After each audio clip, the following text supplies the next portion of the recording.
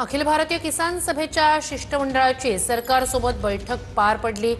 2 तास चाललेल्या बैठकीत अनेक मागण्या मान्य झाल्याचं अजित नवले यांनी सांगितलंय। सर्व मागण्यांच्या अंमलबजावणीची मुख्यमंत्र्यांनी हमी घेतल्याचंही अजित नवले यांनी सांगितलंय। अंमलबजावणीसाठी मुख्यमंत्री मंत्री स्तरावर पाठपुरावा करणार असल्याचं सुद्धा त्यांनी सांगितलेलं आहे। थेट या सगळ्या संदर्भात अधिक जाणून घेऊया आपले प्रतिनिधी अक्षय मंकणी यांच्याकडनं। अक्षय, काय नेमकं बैठकीतून समोर आल्याचं सांगतायत अजित नवले?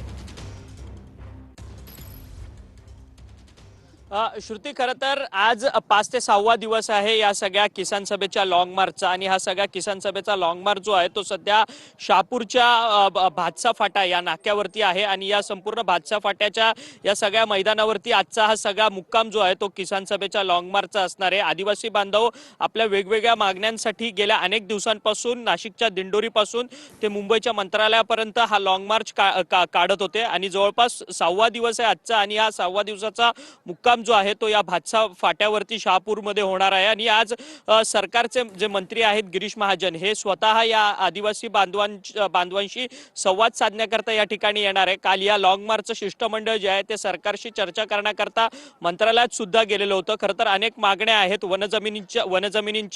वनजमिनींचा सगळ्यात प्रामुख्याने प्रश्न आहे, कारण की गेल्या अनेक वर्षांपासून पिढ्यानपिढ्या आदिवासी बांधव जो आहे तो वनजमिनीवरती शेती करतोय, परंतु या वनजमिनी ज्या आहेत त्या या आदिवासी बांधवांच्या नावावरती होत नाही, सातबारा यांच्या नावावरती होत नाहीये। हा सगळ्या प्रामुख्याने प्रश्न आहे।